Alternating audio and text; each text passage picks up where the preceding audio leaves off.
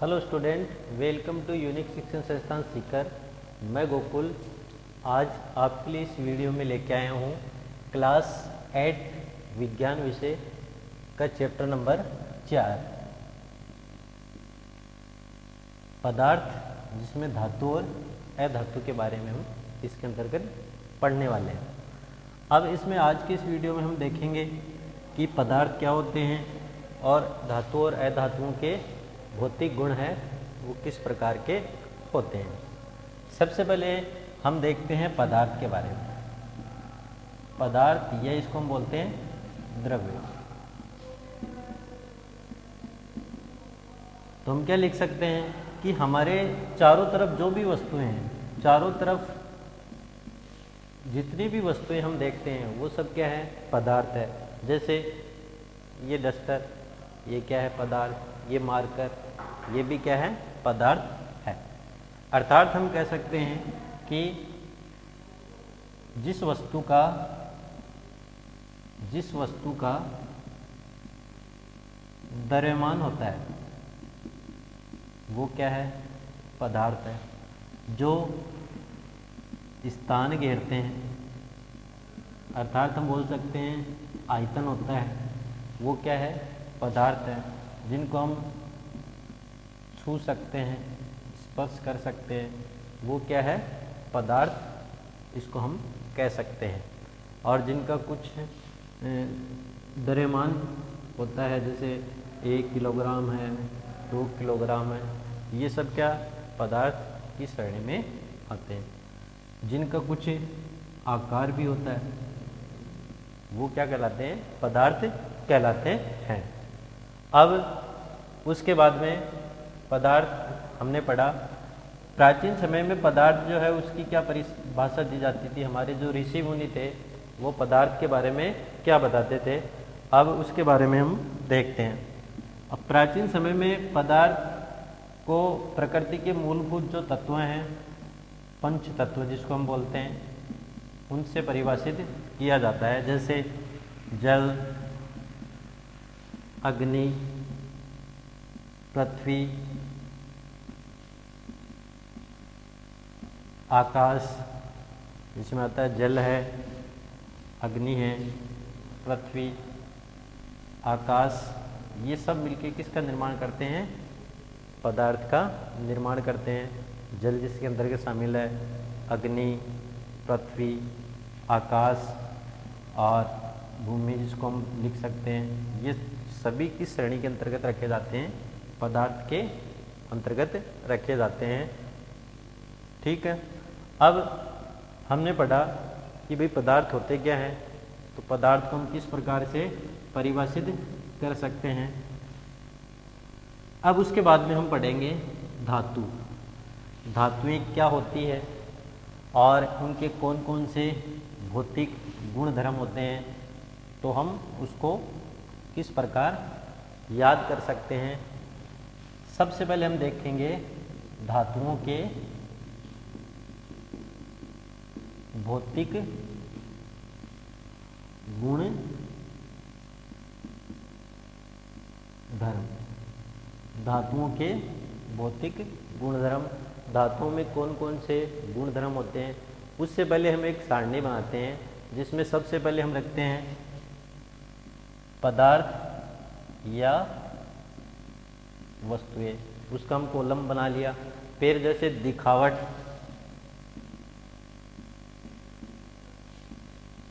चमकदार या चमकहीन। दिखावट में हम क्या लिखते हैं, चमकदार या चमकहीन।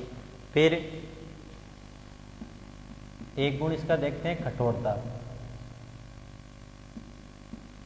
कठोर हो या इसमें लिखते हैं कठोर नहीं। तो इन गुणों के आधार पे हम इनको विभक्त कर सकते हैं। जैसे सबसे पहले हम लेते हैं आयरन, या इसको हम कह सकते हैं लोहा। उसके बाद में जैसे सल्फर, सल्फर या गंधक। फिर लिखते हैं एल्यूमिनियम, एल्यूमिनियम। उसके बाद में जैसे कॉपर लिखते हैं, कॉपर या तांबा, ये हमने कुछ पदार्थ लिए। अब इसको हम देख के बता सकते हैं, जैसे आयरन, आयरन के एक धातु है तो ये क्या होती है, चमकदार होती है। सल्फर या गंध अधातु है तो इसको हम क्या लिख सकते हैं, चमकहीन। एल्यूमिनियम, एल्यूमिनियम भी क्या एक धातु है, इसलिए क्या होती है, चमकदार। कॉपर या जो तांबा है वो भी क्या है, धातु है, इसलिए भी क्या होती है, चमकदार होती है।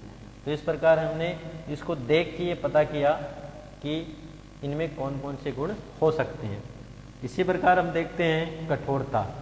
कठोरता में जैसे आयरन, आयरन क्या है, धातु है, इसलिए क्या होती है, कठोर होती है। उसके बाद में है सल्फर, सल्फर है धातु है, इसलिए ये कठोर नहीं होती है, कठोर नहीं होती है। एल्यूमिनियम और कॉपर ये भी क्या होते हैं, दोनों कठोर होते हैं।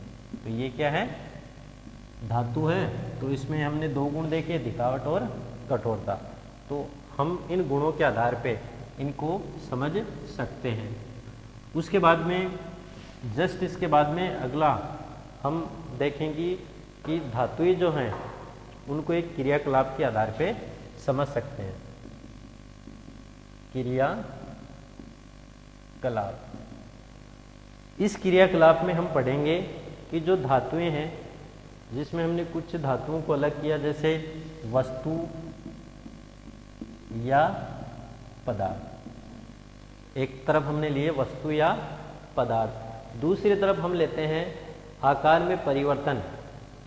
इसका देखते हैं, आकार में परिवर्तन होता है या फिर नहीं होता है। जैसे हम लिख सकते हैं कि चपटा हो गया या चपटा नहीं, चपटा हो गया।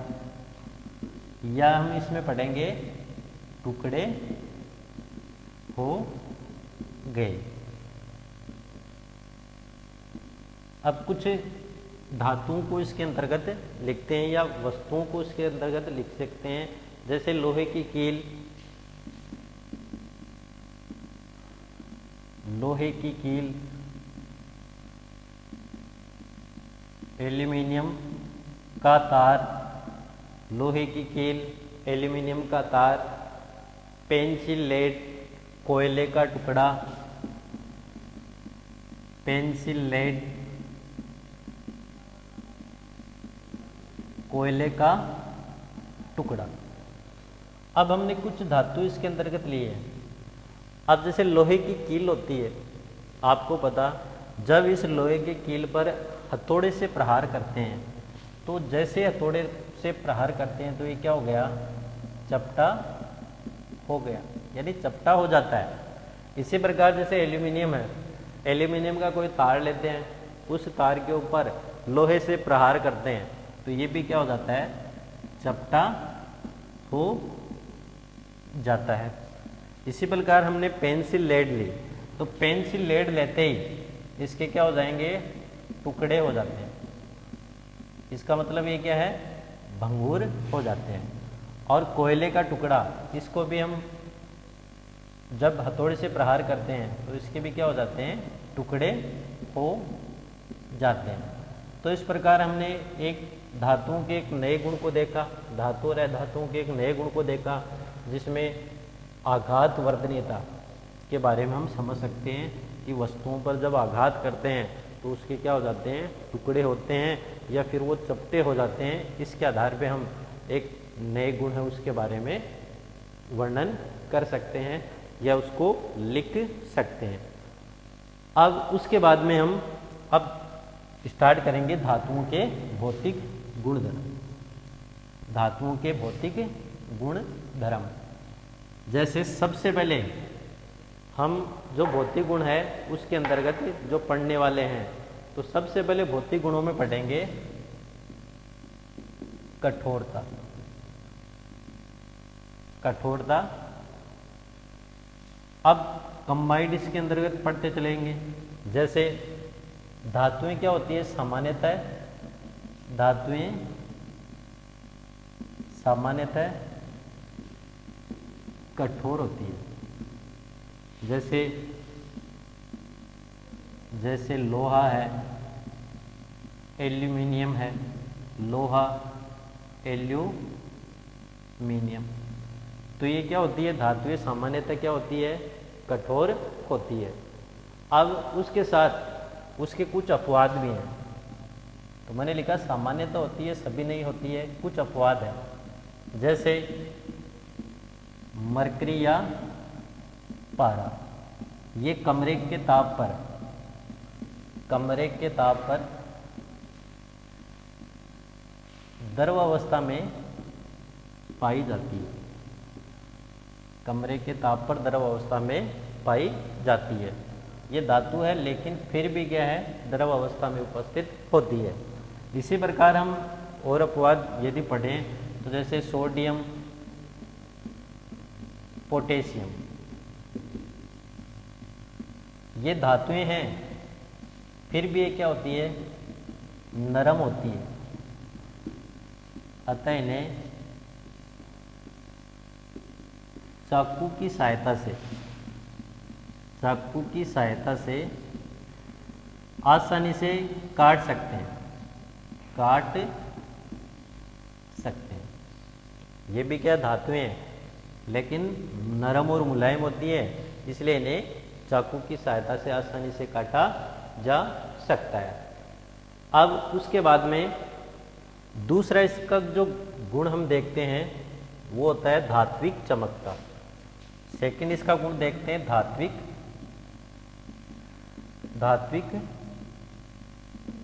चमक। धातुओं को जब प्रकाश में रखते हैं तो वो चमकने लगते हैं। धातुओं का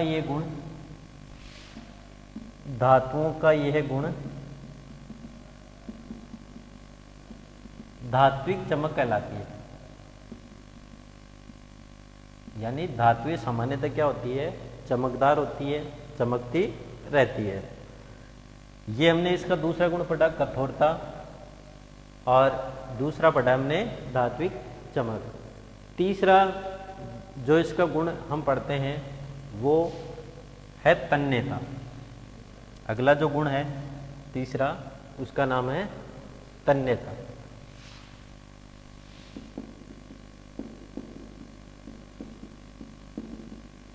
तन्यता क्या होती है या किसे कहते हैं, धातुओं को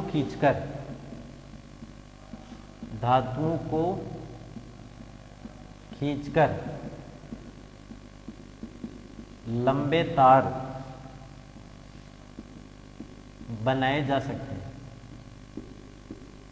यानी जब धातुओं को खींचा जाता है तो उसको लंबे तार में परिवर्तित कर लिया जा सकता है।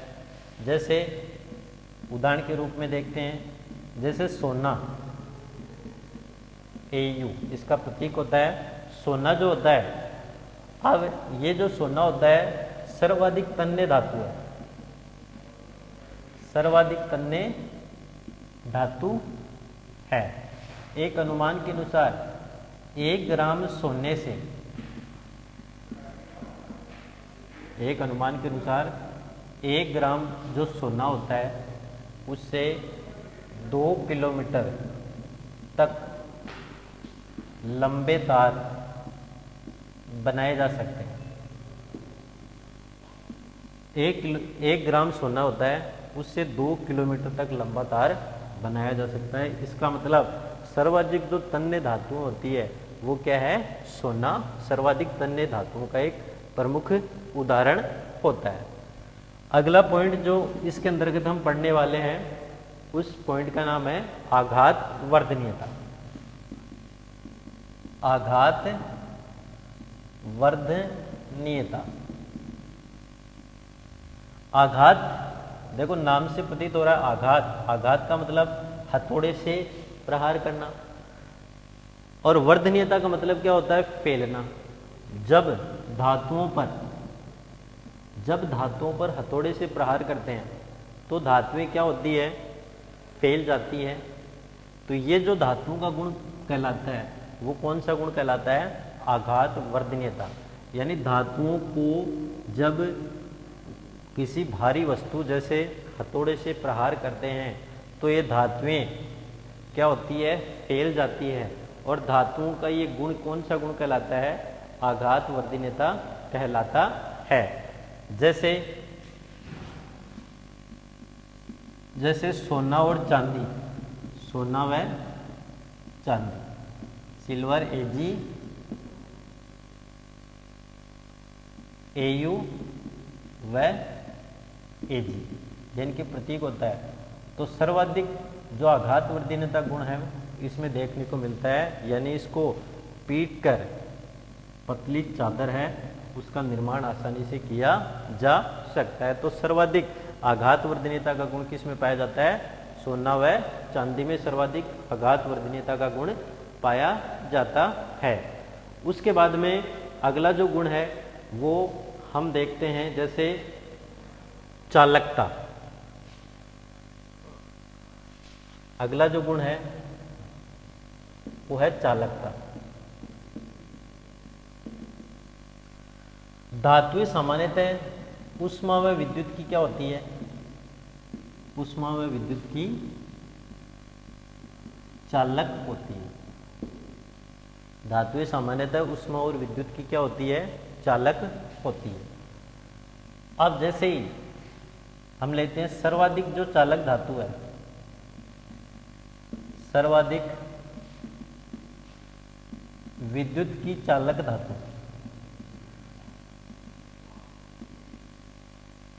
चांदी है। सर्वाधिक विद्युत की चालक धातु क्या है, चांदी है। इसका मतलब हम कह सकते हैं कि धातुएं ऊष्मा व विद्युत की क्या होती है, चालक होती है। इसी प्रकार जो ऊष्मा की सर्वाधिक चालक धातु होती है, ऊष्मा की सर्वाधिक चालक धातु जिसमें है चांदी व सोना, ये धातुएं ऊष्मा की सर्वाधिक चालक धातुएं होती हैं। और विद्युत की सर्वाधिक चालक धातु कौन सी होती है, विद्युत की सर्वाधिक जो चालक धातु होती है वो क्या होती है, चांदी होती है। तो इस प्रकार हम पढ़ सकते हैं। अब आता है अगला जो इसका गुण आता है वो आता है ध्वनिकता, ध्वनिकता या सोनोरस। धातुओं का ये गुण है, एक विशेष गुण होता है जब धातुओं को किसी कठोर सतह से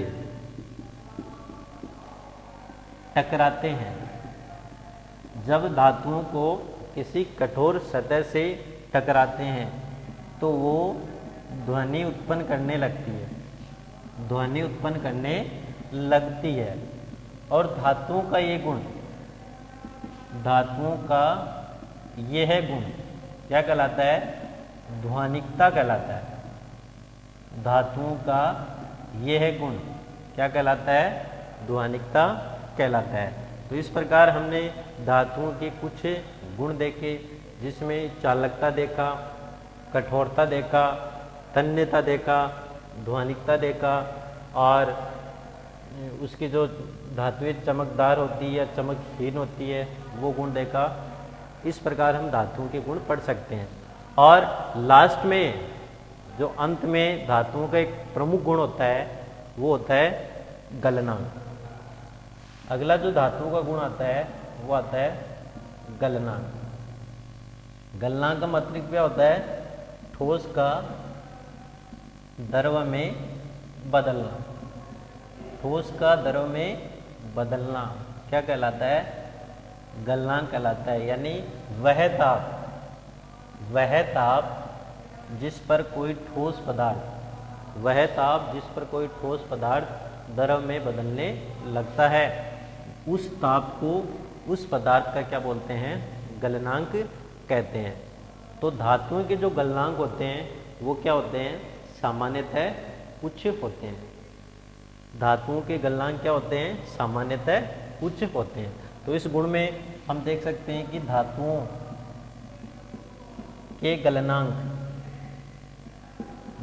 के गलनांक उच्च होते हैं, यानी अधिक होते हैं, सर्वाधिक होते हैं। जैसे कुछ उसके अपवाद हैं, जैसे गैलियम व सीजियम,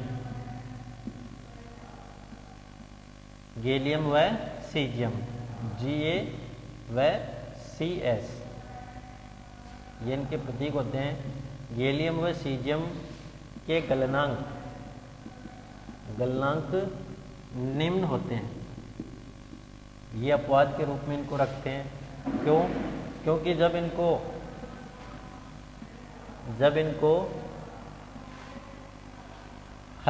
हथेली पर, हाथ की हथेली पर रखा जाता है, हाथ की हथेली पर रखा जाता है तो यह पिघलने लगते हैं,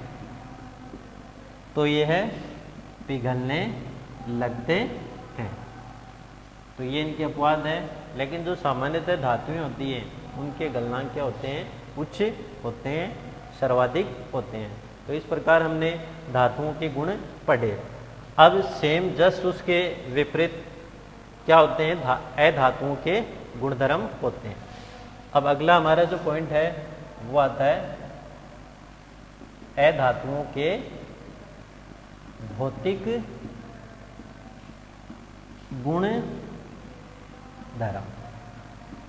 सबसे पहले होती है चमक। अधातुएं क्या होती है? चमकहीन होती है। अधातुएं चमकहीन होती है। अधातुओं में धातुओं की तरह चमक नहीं होती है, वो चमकदार नहीं होती है। इसका मतलब वो क्या होती है? चमकहीन। लेकिन इसका एक अपवाद है आयोडीन।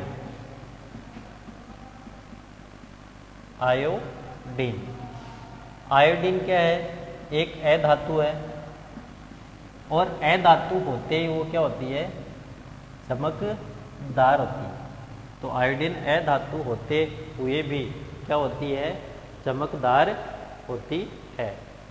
उसके बाद में दूसरा इसका जो गुण देखते हैं वो होता है कठोरता।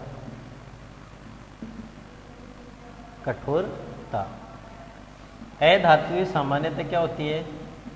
अधातुएं सामान्यतः भंगुर होती है। जैसे कोयला है, वो क्या? एक अधातु, कार्बन या इसको हम कोयला कह सकते हैं, क्या है? एक अधातु। और भंगुर का मतलब जब कोयले के ऊपर हथौड़े से प्रहार करते हैं, हथौड़े से प्रहार किया जाता है तो कोयला क्या हो जाता है? टुकड़ों में टूट जाता है। इसका मतलब हम क्या कह सकते हैं कि अधातुएं क्या होती है? भंगुर प्रकृति की होती है। लेकिन इसके भी कुछ अपवाद हैं। अपवाद के रूप में यदि देखें तो जैसे हीरा क्या है? कार्बन या कोयले का रूप है, कार्बन का अपर रूप है। अब हीरा क्या है? अधातु है। और अधातुएं सामान्यतः क्या होती है? भंगुर होती है। लेकिन हीरा अधातु होते हुए भी क्या होता है? कठोर होता है। हीरा अधातु होते हुए भी क्या होता है? कठोर होता है। अब कठोर होता क्यों है वो देखते हैं। क्वेश्चन बनता है कि हीरा जो है वो कठोर क्यों होता है? हीरा कठोर इसलिए होता है क्योंकि हीरे में जो कार्बन परमाणु है, हीरे में कार्बन परमाणु आपस में व्यवस्थित होकर समचतुष्फलकीय संरचना का निर्माण करता है। समचतुष्फलकीय संरचना का निर्माण करता है, जिसके कारण क्या होता है, हीरा कठोर होता है। तो हमने धात्विक चमक देख ली है धातुओं में, कठोरता देख ली। अब अगला जो है धातुओं का गुण है वो देखते हैं तन्यता। अगला जो गुण है वो देखते हैं तन्यता। धातुएं क्या होती है, सामान्यतः तन्य होती है, जिसमें हमने सोने का उदाहरण लेके इसको समझा था। और अधातुएं क्या होती है, उनमें तन्यता का गुण नहीं पाया जाता है। अधातुओं में तन्यता का गुण नहीं पाया जाता है, इसका मतलब क्या होती है, वो तन्य नहीं होती है। फिर अगला इसमें गुण देखते हैं ध्वनिकता। धातुएं जो होती है उनमें ध्वनिकता का गुण अनुपस्थित होता है। ध्वनिकता का गुण अनुपस्थित होता है, अर्थात जब अधातुओं को किसी ठोस सतह से टकराते हैं तो उससे ध्वनि उत्पन्न नहीं होती है, ध्वनि उत्पन्न नहीं होती है। इसका मतलब हम कह सकते हैं कि अधातुओं में ध्वनिकता का गुण अनुपस्थित होता है या नहीं पाया जाता है। अगला इसकी जो विशेषता है वो हम देखते हैं चालकता। अधातुएं क्या होती है, हमेशा सामान्यतः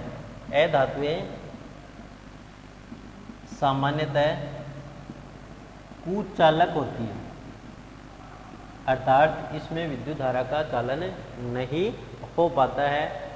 अधातुएं कुचालक होती है, ऊष्मा और विद्युत की कुचालक होती है। लेकिन इसमें भी कुछ अपवाद है, जैसे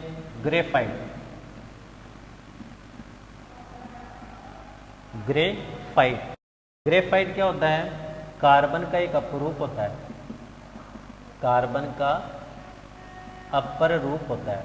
ग्रेफाइट कार्बन का अपरूप होता है, जो क्या होता है, विद्युत का सुचालक होता है। अर्थात ग्रेफाइट जो होता है उससे विद्युत धारा का प्रवाह है या चालन क्या होता है, आसानी से हो जाता है। इसलिए ग्रेफाइट क्या होता है, विद्युत का सुचालक होता है।